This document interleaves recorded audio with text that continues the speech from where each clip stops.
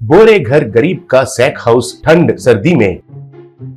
वो एक हिमालय पर्वत के क्षेत्र में बर्फ गिरने वाला एक गांव था। चारों ओर सफेद बर्फ और जोर से हवाएं आते रहते थे। उस गांव में 5 बहनें थे। वे अनाथ थे। उनका नाम संध्या, वेणु, मेघा, लता और तरुणी। उनको रहने के लिए एक पुराना झोंपड़ी थी, लेकिन वो झोंपड़ी उनको काफी नहीं होता था। सर्दी का मौसम आया तो उस झोंपड़ी में ठंडापन और बहुत सर्दी रहता था। ऐसे वे 5 बहनें बहुत तकलीफ होते थे और ऐसे ही उस झोंपड़ी में जीते थे। एक रात सबसे छोटी बहन तरुणी सर्दी से बहुत कांपने लगी, तो बाकी के बहनें ये घोर करके वे सब मिलकर एक अच्छा सा घर बनाना है सोचकर निर्णय लिए। तब मेघा, हम घर बनाएंगे, ये मुमकिन है क्या? पूछी। तब संध्या, अगर भगवान साथ देगा तो हम घर बना सकते हैं। हम एक नई कोशिश करेंगे, जरूर उसमें सफलता पाएंगे, कहकर सबको प्रोत्साहित किया। तुरंत 5 बहनें गांव के बाहर एक खेत में जाकर उधर एक मिल से गन्नी बैग्स को मेघा लाई। वेणु उनको धोने के लिए पानी के पास लेके गई। लता थैले पर लकड़ियों को लगाकर लाई। संध्या हथौड़ा और बाकी के उपकरणों को ढूंढने लगी। तरुणी हमेशा जोक्स कहते हुए सबको हंसाने लगी। तरुणी, ये एक घर नहीं बल्कि एक बंगला जैसा बनाना है, कहकर मजाक करने लगी। तब सब हंसने लगे।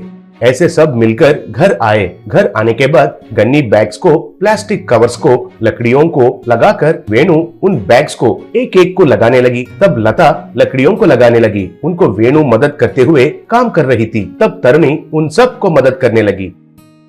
तब संध्या बहनों से, देखो, हम सब मेहनत से काम करेंगे तो हम इस बर्फ और ठंड से अपने आप को बचाने के लिए एक अच्छा सा घर तैयार कर सकते हैं, बोली। ऐसे बाकी के सब ठीक है दीदी, कहकर घर बनाना शुरू किए। घर बनाते बनाते मेघा बहुत थक गई और हम किसी और की मदद लेंगे क्या? पूछी। तब संध्या उसके लिए नहीं मानी और नहीं, हम खुद इस घर को बना सकते हैं, कहकर सबको हिम्मत दिया। ऐसे सब मिलकर गनी बैग से और लकड़ियों से मजबूत घर बनाए और घर के अंदर पुराने कपड़ों से थोड़ा गर्मी आए जैसे इंतजाम भी किए। ऐसे एक मजबूत और सुंदर सा गन्नी बैग से घर तैयार हुआ। सब लोग उनको घर को देखकर खुशी से नाचते हुए मजा लेने लगे।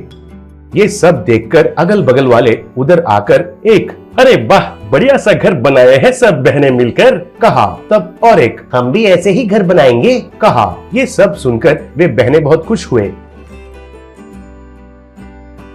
उस रात वे सब उस गन्नी बैग्स के घर के अंदर बिना सर्दी से गर्मी महसूस करते हुए सुकून की नींद में चले गए।